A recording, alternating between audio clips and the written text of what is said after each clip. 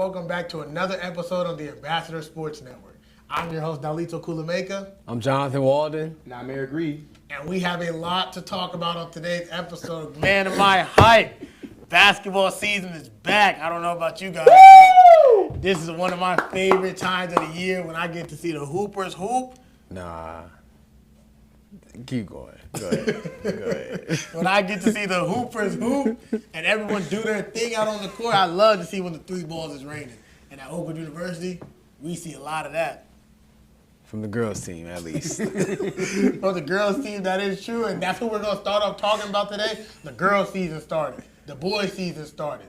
Volleyball season's wrapping up. And then we got Kicking It with Rick. He's going to have a special soccer segment, let you guys know what's going on with the soccer team. And then it ain't just Oakwood basketball that started. The NBA is back as well, and we'll give you our NBA outlook, season outlook later on in the episode. So as you heard all that, you ready, brothers? Let's get straight to it. But before we can get into the women's basketball season, we got some new content coming out for y'all. Joe Knows film breakdown segment with ASN reporter Joseph Morant. We'll go right to him right now. All right, guys, so I got a little bit of film breakdown for you all. We're going to first touch on the women's basketball. We're going to go to the Freed-Hardman game. Now, here's what we're going to see. Now, these are my keys to the game. Now, no pun intended there, but I'm going to go to no one other than Sanaya Keys. Let's go ahead and roll this first clip. See, what we have here is actually a play designed for Lydia. So she's going to come around and curl around, but Malia actually goes way too fast. Let's pause right here. Now we see Keys posting up inside the paint. We see Jakyla out here right in the middle of traffic. Alicia is actually going to drive towards her. Go ahead and let the clip play. Jakyla's still inside of the way. Keys is once again fronting right here. Pause right here. We have Jakyla, we have Keys both posted up in the same exact place. There is no spacing. Actually, here we have Lydia over here in the corner. There's no man near her. Malia is actually going to force a pass right inside here. And we're going to see what happens here. Let the clip play. Keys actually doesn't get the ball. It's a turnover going the other way. Let's move on ahead to the next clip. Once again here, guys, we're going to see a little bit of some more poor spacing in the situation when Keys is actually trying to post up. Go ahead and let the clip play. We're going to go see Britt actually come up towards the free throw line. Malia's going to get the ball back. She's going to pass it into Britt. Keys is once again posting up. Turnover happens. And then we see a nasty shot right here, which actually leads to Brittany's ejection from the game. And that's just very unfortunate there. Now let's move on to the PCC game. So here, perfect. We're going to see a post up with Keys. Keys, look, pause right there. We're about to see three defenders. She has number 20, number 13, the man on her backside. We actually have Jaylenia actually open in the three-point line in the corner. And then we have Lydia, who actually scores 32 points in this game, open right here at the wing. Let's go ahead and play it. Keys actually doesn't pass it in the triple team. She goes up and she actually scores. But we see how open the court was when we have Keys in the paint and she actually gets the ball in position. All right, here's the second clip from the PCC game. And actually, I don't want to see this, but let's go ahead and move me over to where we get past half court. Okay, perfect. So Malia has the ball. She's going to pass it to Alicia. We're going to see number 3 right here. Watch very closely to number 3. Go ahead and play it. Pause it right there. We see a double team in Keys' direction. So what that does is actually open up the driving lane for Alicia to go ahead and go. And so since there's only one man to beat, that means number 14 has to come and slide over into help. And we're about to see what happens there. Go ahead and let the clip play. Nene Adams, the best shooter in the conference, gets a wide open shot, knocks down the triple. And as you see, guys, these are my keys to the game. Back to you guys. Thank you, Joe Knows. That's why he's the expert for that insightful film breakdown. I enjoyed it. You guys enjoy it? I enjoyed it for sure. I learned a lot that I might have missed when I was watching the game, when I was doing my research. But hey, let's talk about the numbers. The women's basketball team started off the season losing 87-70 versus Cumberland University, then losing 83-48 versus Freed-Hardman, before winning 77-73 versus Pensacola City College at home. That was a great game in that last game. We saw the first 2 games, offense is still looking to find their rhythm. But in that last game, we saw the girls put it together. Jonathan, talk to me. What did you see? Yes, when we talk about that game, we have to talk about Lydia Josiah. She was 11 of 25 from the field and 7 of 11 from the free throw line. She also had 4 rebounds, 2 steals, and an assist. That was a great game by her, being able to show off her offensive skills, coming off the bench as well. Yes, and she only played 15 minutes total last season, so she's a sophomore. Right. She looked ready. And being able to come into the game with the impact of Trinisha Adams and Sanaya Keys was great for her to be able to add a role to the team, especially coming off the bench as a 6th man. So what I seen in that game was the defense of Pensacola locking down on Sanaya Keys. Everybody knows when they play the Oakwood Lady Ambassadors that Sanaya Keys is the main attraction. So they throw in the 2-3 zone, they throwing bodies at her, triple teams, double teams, anything to stop Sanaya Keys. And for us to finally get the outside presence from Tranisha Adams and Lydia Josiah was definitely great. Aeric, talk to me. What did you see? Hey, that game was probably the best game I've seen in Ashby Auditorium in my tenure here at Oakwood. That's not crazy to say. And some of my standout performances, one, obviously, Tranisha Adams. She played every minute of that game, and she made every second count with 18 points, 10 rebounds, and crucial steals during crunch time. Another one, Sanaya Keys. She got into some early foul trouble, and people kept throwing bodies at her. But she hit 2 clutch free throws to ice the game, which is great to see. Because teams would intentionally foul her last year because she was not the best free throw shooter. Yeah, she shot 50% last year, and now this year, it's the season's still young, but she's shooting 70% on the year. Yep. So to see her end go 2 for 2, like you said, at the free throw line, that was beautiful to see. And you know who I got to talk about? I got to talk about the stat sheet does not show it just yet. But transfer player Jasmine Young, she passes my eye test. She got the goods. She's a nice stretch forward. I see the talent with her. It's raw, but I see the talent. And I believe it won't be long until the stat sheet begins to match up. And I got to talk about Coach Abrams. Coach Abrams, I hope I said his name right. The adjustment to take Keys out late in the fourth, go small, make sure, put Jaylena in so the Lady Ambassadors could switch everything and not have to worry about, do we have a mismatch out here? They took Keys out, went small, and then they would put her back in on offense. Not only switch everything, but get back on defense as well. Because usually the girls beat us back on offense, and we're still struggling to get our defensive players in rotation. That was actually one of my other standout performances was Jaylena. Yes, Jaylena. Because when she would come in for Keys, when she was in foul trouble, great minutes. She made every minute count. She grabbed 9 rebounds, also hit a clutch free throw, and like John said, getting back on defense, playing great defense. And of course, my MVP of the night, Lydia Josiah, with a 30-point explosion off the bench, showcasing her ability to score in an array of ways, any way she felt like it, really. Yeah. 3-pointers, layups, and ones. Playing like a big guard. She's 5'2" out there with the biggest heart. Posting up players. Posting everybody up. What's going on? And after playing in limited minutes last season, I think she's poised to make a huge impact in the conference. A huge jump. And could be a sleeper for a conference team if these type of performances can if she could start stacking them, I would have to wholeheartedly agree. And look, y'all, I am itching. I'm foaming at the mouth. I am salivated for Kamaria Murray and Morgan Bone to get back to this team. They're playing volleyball right now, and Maya Beasley as well. But when we get those 3 players back, the offensive pace already looks faster in the game versus Pensacola than it looked in the previous game versus Cumberland and Freed Hardman. So when those 3 players come back, Especially the sky is the limit. Especially with Kamaria Murray's 3-point shooting. She's a great 3-point shooter. So for us to be able to get a inside presence, we already have that inside presence in Sanaya Keys, but when we have the outside presence with Lydia Josiah, Tranisha Adams, Kamaria Murray, and Morgan Bone, the sky's the limit, like Liso said. And the last thing I have to say before we go to you for our second film breakdown of the men's game, why Ambassador fans? Why in the world does Ashby Auditorium keep getting taken over? The past 2 opponents we played at home have been from Tennessee and Florida. And I walk in there and see more of their fans in Ashby Auditorium than I do students, than I do Ambassador fans.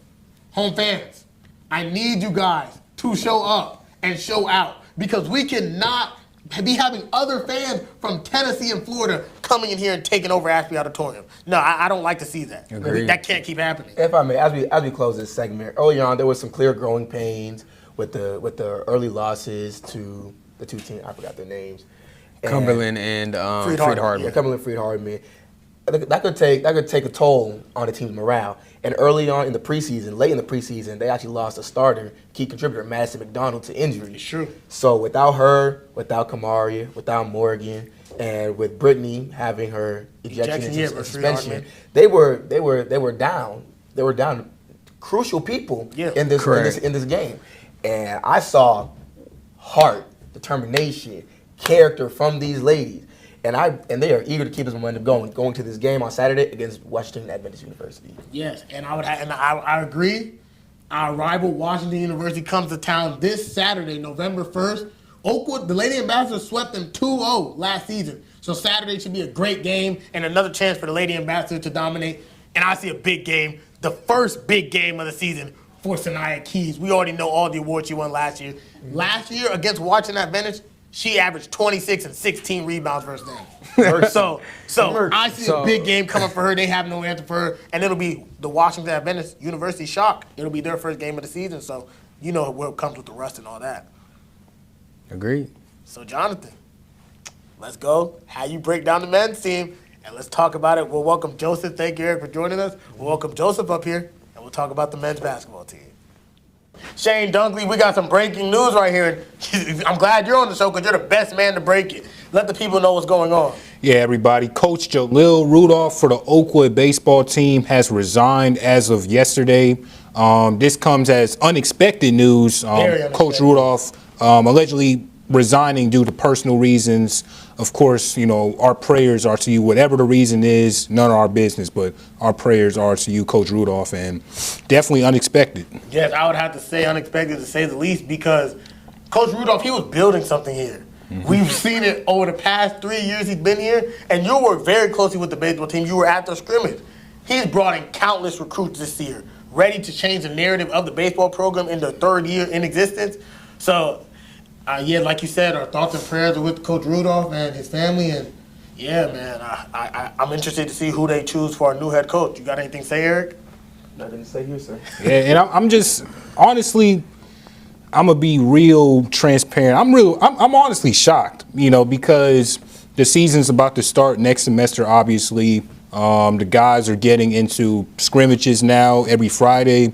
And just the fact that just the timing of it all just seems also, you know, again, Coach Rudolph, I hope everything's okay. But I can't lie. I am pretty surprised. Everything that Coach Jalil Rudolph has built in the past 3 years, from a team that wasn't even a team, you know, to a team that could be competing for 10 or 15 wins. That's just surprising. And I hope, Coach, you're in our prayers again, and I hope everything's okay. But thank you for your tenure at Oakwood University. I agree with Shane wholeheartedly, and I know Eric does too. But we're not going to let that take the joy out of this episode because we're going to be right back with some men's basketball and see how that team is doing. And we got Jonathan Walden doing a film breakdown. Let's go right to that. Now, I know we said John was going to do a film breakdown segment, but remember, guys, Joe knows. So without further ado, let's go ahead to the men's basketball. Go ahead and play this clip for me. So now there's a transition clip right here where we're back on defense. What we're going to see is Jordan Bell. He's going to close out. The man doesn't shoot, but go ahead and let the play.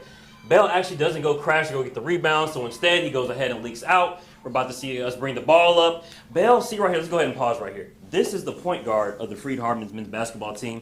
Jordan Bell actually plays our 5 position, so what he's going to do is instead of actually taking his man down to the paint, post him up, he's actually going to hang around here right on the wing. Go ahead and let the clip play. So he's still waiting. He goes to go over, sets a pick for Damon Fan. Now he's going to switch on to the big man, then he decides to post up. Guys, we have to correct some of these mistakes. He's going to go ahead, take a bad jumper, get the bailout call. This is, once again, this bad basketball. We have YU coming this Saturday night. It's about to be a rivalry-packed game, and we need to make sure we clean up on mistakes like this. So here, we're about to get a turnover right here. Taj Evans is going to steal the ball. Pause right here. Now, as you guys see, we have a 2-on-1. We have a man trailing, and we have a man going to the basket. Now, if anybody knows this, even in high school basketball, if you are on a 2-on fast break with the guy on your back, the easiest way to get the basket, you want to go ahead and dribble ahead. You're going to want to stop. Use your body as a pick. Go ahead and let it play. Use your body as a pick. Pause right here. Hand it off to your man. Let Jordan Hill get the easy layup, easy 2 points. But instead, we stop, go for a 2-foot dunk attempt, and then we end up getting a flagrant foul. Once again, 2 bad plays, 2 bailout calls. But we're going to have to correct these mistakes once again towards Saturday and moving on towards other games. Now, I would say back to you guys, but I'm about to head right over to this basketball segment, so let's get to it, guys. Joseph, you are on a roll with those film breakdowns, and you guys can get used to it. Those are going to be a regular thing here. I appreciate you, man. Yeah, of course, no problem. Doing a great job. I'm sorry, Jonathan. I wanted to see your analysis. Oh, yeah, it's all good. It's all good. It's all right. Joe knows, everybody. Joe knows. But the men's basketball team started off the season with 3 straight losses versus Cumberland University, Freed-Hardeman, and Dalton State. there are a lot of things we can pick out here, and that's what we're here to tell you guys. I'm going to start off because I know you guys have a lot to say on this topic. When I look at the main reason for these losses, I'm going to name 2 things. Free throws. Over the past 3 games, the team is shooting 56 for 86. That is a 65% shooting from the line from a team on shots that are free. Shots that are supposed to be free. You're supposed to knock these down. There's no defense. And you're shooting 65% as a team. That's an easy fix right there, and I know they can fix it. And they've been out-rebounded in every game. That's also something that's effort. That has to change. Because if those things don't change, these losses are going to become a common occurrence. And I don't want to see that. You guys don't want to see that. And the Ambassador fans don't want to see that. So that's what I think personally, and I'll get into a little bit more of what I'd say later. But Joseph, what have you seen so far? I mean, like you guys have seen in my film breakdowns, it is literally the simple plays. Like, we have transition basketball, 2-on-1 fast breaks, can't capitalize, we're lost on defense, we're not taking advantage of the mismatches. I mean, John, me and you were here all summer. We were watching them in the summer league, and this is one thing I really want to pinpoint. We have about 10 guys that are ineligible this semester. We can never seem to get the full team. I've been here for 4 years. Not 1 year have we had everyone that we came into training camp with, summer, preseason, all of that. We have not had a complete roster here yet. And it To me, always that's one of our tends to biggest be issues. the best guys that are supposed to be Yeah. out there that are always ineligible. But Just very unfortunate. For me, forget the stats. Forget all of that. This early season struggle it's become a routine for this program. Each year begins with a promising roster of 20 to 23 players, but by the time the season tips off, why is eligibility cut the numbers nearly into half? As a result, the team enters competition shorthanded and unprepared. It's just unacceptable. For a collegiate program to continue to recruit and half of the team is not being able to play because of eligibility, I'm not going to say eligibility anymore. Credit issues and grades. This is unacceptable. And it's getting tired. We're tired of seeing this. We're tired of coming into every season, seeing us lose game after game after game, because not only do we have problems on the court with simple things, but not having the whole team is not going to work. We need to figure out a way where the potential is clearly there, but we need to figure out a way where we're recruiting players that come here knowing what they have to do and are ready to win and impact the winning culture here. And then, John, to add, I mean, you guys have been here for 3 years. I've been here for 4. This is supposed to be our biggest roster. Come on. Like, we have 2 6'8" guys who are literally just sitting on the side. And we actually need that type of size going into playoffs, going into conference games, to where we don't always have to just play small ball. it's true. And it's unfair to the whole team and the fans and the people who love this team in school. The alumni, the people who put as their a whole. funds to it. So like, yes, eligibility, grades, that is our biggest issue here, and that has to get fixed soon. But I'm going to go back to stuff that we see on the court. On the court. Jordan Bell, preseason first team all-conference prediction. He has to get going earlier. He just made, what did you say, Joseph? He was named player of the week, right? Yeah, offensive player of the week. Half of those points are coming in garbage time. He has to get going earlier, and he needs to look for his shot earlier in the game and stop settling. He has to get to the paint. Because one thing I have seen is the Ambassadors have gotten teams in foul trouble very early into the half, and they're getting to the free throw line. Why? We shot 86 free throws in 3 games, but we just have to knock down those shots. Right. Joshua Barnett, one of our transfers who is playing, JT. I like his game. I want to see more of him out there on the court. He's aggressive. The offense looked like it started to find some rhythm in that second half versus Dalton State, the most recent game, going 56% from the field and 44% from 3. So if they can build on that success in this next game versus Washington Adventist University, Jordan Bell gets going earlier. Joshua Barnett stays aggressive, and some of those other players follow suit. I believe we'll see a different matchup against our rival Washington. And to add on to that about Joshua Barnett, he's a 6'6" point guard. We just played Dalton State, which is a Division II program, and he scored 20 points.